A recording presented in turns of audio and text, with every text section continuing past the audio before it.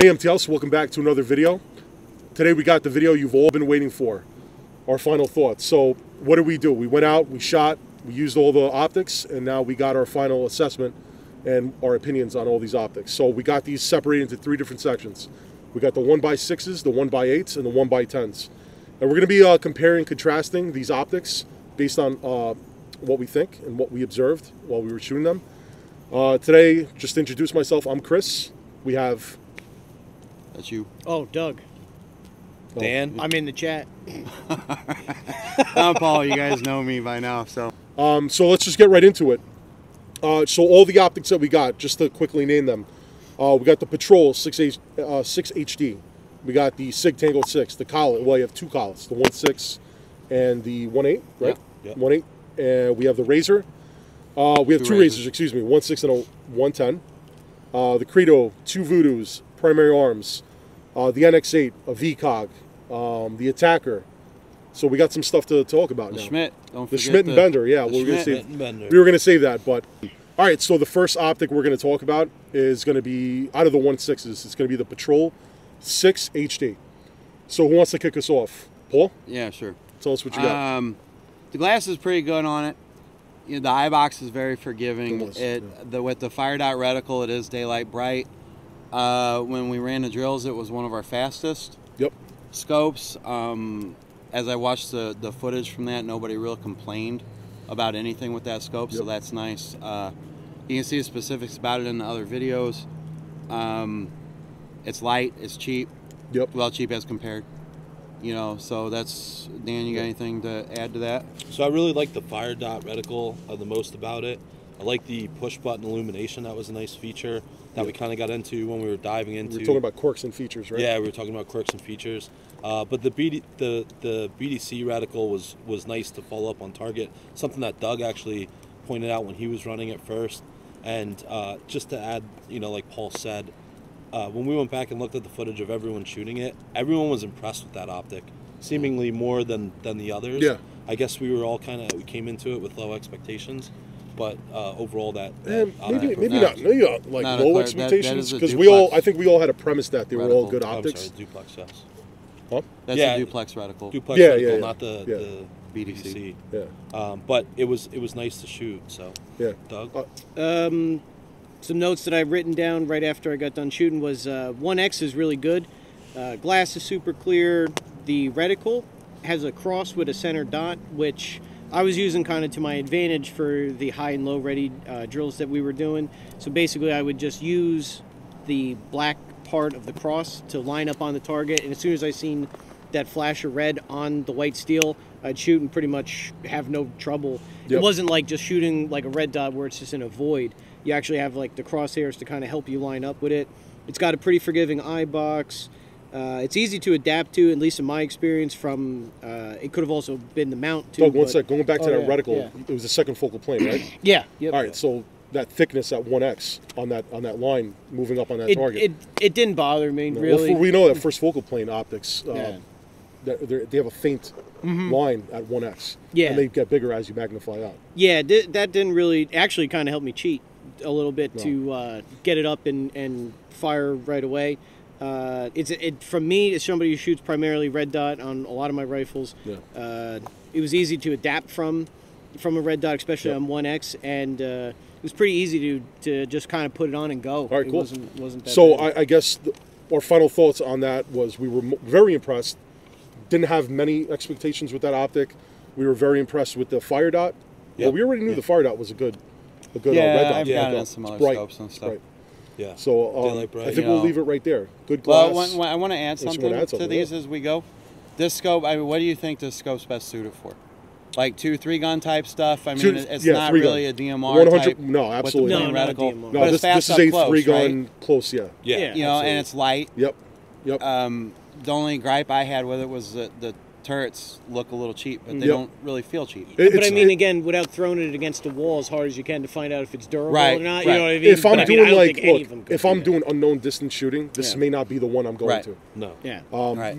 Mainly because it's a second focal plane and I can't. You know, my measurements are going to be a little off. No BDC I got to do more. I got to do more math. And it does have shake awake. It does. The primary has shake awake. It's easy to use. It's got the dot. It's got that push button. So And it's I a think good if you're price starting point. off in that more expensive LPVO area, I think this is a good place to start. Oh, yeah. Yeah, absolutely. You know. It's good to end it. All right, so we're good on the Patrol. Let's move on to the Sig Tango 6. Who wants to start? Dan, want to kick us off on that Yeah, one? so the Sig Tango, I've had some time behind previously, and overall, it's a great optic. Between the 6X optics, I'd put that one for me in second place right now. For the 1.6s? Yeah, overall. But I enjoyed shooting it. It's got a nice open field of view, even though statistically it doesn't appear that way. Sure. When you're shooting it, it's functional. Yeah, absolutely. So I thought it performed. Not sure that it's worth its price point just yet, but I'd like to shoot it some more. You're gonna shoot some more. I guess you need some more time behind it. Doug, you want to go ahead? Yeah. So again, I also had some time behind it, shooting it from somebody else's rifle. The reticle, it's okay. As something that, again, I believe that is the new Army's issued. It is the new LPVO. SOCOM's standard issue. So I mean, DMR rifles. it must be durable. It's past whatever the Army standards are with that. It's not my favorite. I would put it in second place with Dan as far as that. Out of the 1.6s. Yeah. Okay. All right. Dan? So that's my scope. I have a hard time with it at the price point. It's heavy. Yeah, it's it is daylight very bright, heavy. but it's not quite daylight bright. It's got a BDC reticle in it with the horseshoe dot. What I mean by it's daylight bright and it's not quite daylight bright, we covered that in the other videos. You can see that it's red, but it really doesn't catch your eye like some of the other scopes are a red dot. Well, being that this is like, a commercial used item, right? It's not military. It's also being given to us out here. The fact that it's heavy, well, I want to know, is it heavy because it's built more rugged for combat use? It probably is, but because like the VCOG, look at the VCOG. It's heavy a tank. compared to some of our scopes, but it's not heavy. Right. Yeah. Yeah, and I'm a weight overall. freak. But I'm a big weight freak on that kind of stuff. It's like 21, 22 ounces. Sure. It's not overbearing, but it's by not itself or would it mount? by itself. Oh, I really like Christ. that. I'll tell you, just from like a my 2 standpoint, I pound really weight like on the the horseshoe reticle. I was picking it up when there was a couple of videos where I was magnifying out, and I don't know how far was that steel? 200 yards? Yeah. Roughly 200 yards. Easy PID on that steel silhouette. The glass was super clear. I really actually like looking through that glass. Yeah, it does have good glass. And we all have different eyes, but it was really popping out at me. Right. So that's one thing I realized. And I don't wear glasses. I don't wear contacts. So I really like the glass on that. And there again, and it's pretty. Nice color. Maybe like a DMR type roll. 2-gun, 3-gun for me, it's not fast enough because the dot doesn't really catch. No, is that your a first focal plane, right? Yeah. Yeah. Right. But Great it's a viable optic. option. It catches a lot of hate, and I don't exactly understand why. Because Sig, that's why. Yeah. All right, so our final thoughts on that. We'd like to shoot it more, but it's good. Yeah. It's second place for a lot of guys here, right? I'm not going to put it in any category yet. I'm still not too sure about it. I like the way it looks. If I'm going to build a gun and not shoot it too much, and It's I'm pretty. dressing up colors, maybe that's something I might buy. Yeah. But that Sig still gets me, Anyway, let's move on. Kahles 1.6. Kahles? Kahles, whatever you want to call it. Kahles. They actually Whatever. corrected me on YouTube. Yeah, we had were an laughing. employee make fun of us for not saying it Or right. someone that I'm knows from someone another or- state. I'll call it. I'll jump in first Go ahead. here with Let's see what you got. Go ahead, Doug. So for me, the biggest thing was the backwards magnification ring. As I proceeded to try and turn it right to increase the magnification, it didn't go anywhere, and you have to go backwards. Maybe that's a European thing because their toilets slow It is. backwards. All the Euroscopes are like that. Yeah, it's kind of weird. It's got a big outer ring, which is kind of distracting. It's not like, I think it was one of the EOTechs that also had a big outer ring. Well, that was my issue with the EOTech. Yeah, so we'll get there. Yeah, we'll get that's there. a whole different thing. Yeah.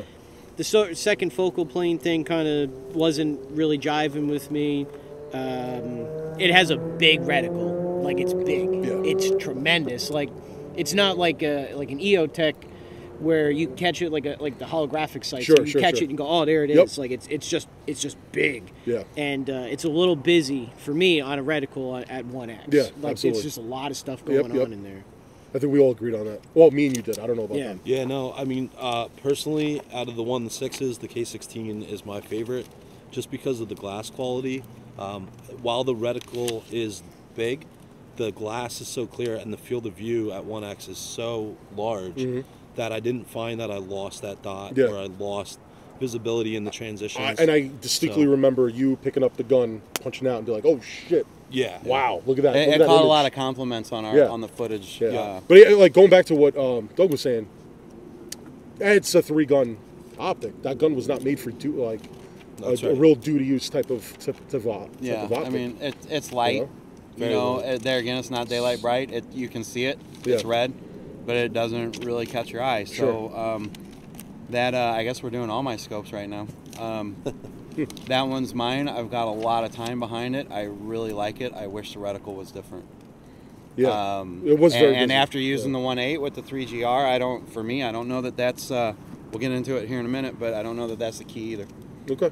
Yeah, there's actually one reticle that we didn't have, which we don't remember the model of SM1. Yeah, yes, thank you. Yeah, that's right. We didn't have that reticle to shoot, but you know, possibly that's the one. But it was fast in all our drills. It was fast. Yeah, but that clarity consistently. I don't know what they're doing with that. I mean, that glass is really clear. Yeah. And it was nice to look through. Yeah. It really was. Very vibrant through that glass. Everything popped out. Very distinct. All very detailed. I could see everything. Right. Correct me if the I'm fishbone. wrong, There was no fishbone for me on that. No, there's a little bit up close. No, I didn't get any of that right. on that optic. When I punched out, it was just like I was on it. Yeah. You know, and don't forget, we were working with different heights on these mounts. So like I'm picking up one mount at a 193, and then I'm going back down to a 157. Right, and then we had a 205 in the mix, and you know, and it's all different guns, and it's a bunch of guys that haven't shot any of these. And I'm gonna say that's actually a good way to review something because it's forcing you to find the reticle. Right. I think so. So like my thing with the Kahles was I was finding the reticle really easy. Yeah, and I think that's the second most expensive 1.6 though. 2050. Yeah, I believe so. 2050 for that. Right one. behind the big dog. That's right. All right, not good right on behind, that. But so, Kahles, great optic, but what? But again, for 2-3 gun stuff, which is what this section of 3 mostly does. Okay.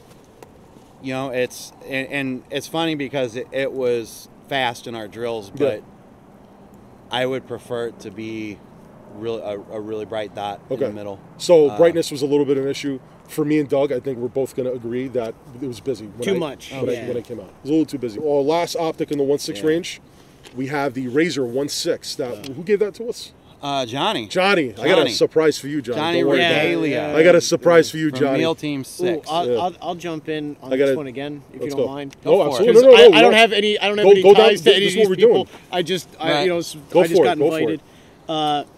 Yeah, this is probably my least favorite one. It's not bright at all. Damn, Johnny. Yeah. Damn. I'm sorry, whoever Johnny is. I'm sorry. It's got a fuzzy outer ring, like it's got some distortion. Yeah, it's some weird thing that was going on the outside. It does. You were seeing the same thing. Yeah, I had the exact same thing. Some weird on that, and I had that on the 110 too, but not as bad. No. It does have a wide open eye box. I have that written down, and my transition drills seemed to go pretty well. And I think again that had a lot to do with the reticle that's on there. And I wrote down here, not as clear glass. So without having it in my hand right now, I'm having a hard time seeing the clarity through it. Absolutely. And that's with me messing with the diopter and trying to actually make it work for me. And I distinctly remember you messing with the diopter and having a little bit of a hard time trying to figure out whether you liked it or not, really, at first glance. Yeah. All right. Dan, what do you got? I mean, at the same price as the Leupold, I'm going to sum this up real quick. I'd choose the Leupold. 100%. 100%. Yeah. Unquestionable. That leave me? Yep. Thanks. That was quick. I find it bright enough. I find it definitely daylight bright. The Razor? Daylight bright? Really? The dot in the middle of it? Yes, the Razor. Well, you know, if I had to give it a passing score on daylight brightness, it would just barely pass.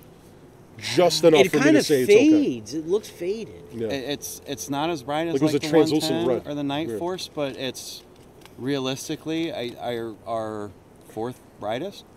This here Hollow Sun 403 is brighter than that. Well, it should be. It's a red dot. Yeah, but I'm saying, like, but other ones blew out the glass where you have that bloom. You know So- what I mean? Like, I didn't care. Maybe it Real, was real turned quick down, to I sum it don't- up for me, I wanted that optic away from me. I did not even want to even look down it. I shot it a little bit, and I already knew this prior coming into it because I had, I've used the 1.6, the Razor 1.6 before. I just don't like it. I don't like. I get a lot of fish bowling, very blurry. I just the reticle. I'm not a big fan of it, and I don't think it's bright enough. So, out of all these, for me, Patrol 6 HD is by far the 1.6 is my favorite. Because what are we talking about with the 1.6s? Well, I don't need that much magnification because if I do, I just get a 1.8 or a 1.10. So I'm really focused on more short range shooting. I need a brighter dot. So that fire dot for me, if I'm going for a 1.6, it's going to be the fire dot every day. Okay. Because I'm mostly shooting between 1x and 3. Right. Not really. Because if I need that much magnification, I'll just buy something with more. Right. If I really need to be at full power all the time, 6 is probably not enough. Unless you're running a top dot. Yeah, sure. Yeah, that's how I that run excludes. mine. Yeah. I mean, this whole conversation excludes having just running it. Yeah, Yeah. So that's my theory on these 1.6s. Doug, what's your favorite out of the 1.6? Definitely Patrol out of the 1.6. Definitely Patrol made a major impression because I was not expecting that to come out swinging. Yeah. And Even after Yeah. like we shot and we got with the timers, our par times, we're like, oh shoot, look at that. Yeah, everybody Yeah. commented how fast it was whenever Yeah. we were doing it. So, yeah, I think actually my slowest time was with the I had a 1:49 on the And Razor. I think I was right there with you in the Yeah. 140s or low Yeah. 150s. yeah, out of the 16s for me, it's still the K16. Okay. The Leupold is damn close, Yeah. but for a couple bucks more to get that Austrian Yeah. built clarity, Yeah. right, and that field of view, that's what I want because I want to transition as quickly as I can. Mm-hmm. I want to be able to see as much downrange as I can. So for me, it's the Kahles. Cool. Kahles. Awesome. The Cool. Kool-Aid? Kool-Aid. Yeah, the Kool-Aids. What do you got? Bill? I don't know. I'm kind of torn on this one. I love the Kahles, I was gonna say Sig. but it's not bright enough for me. And to disagree with my panel here, I'd probably take the Razor. Okay. Okay.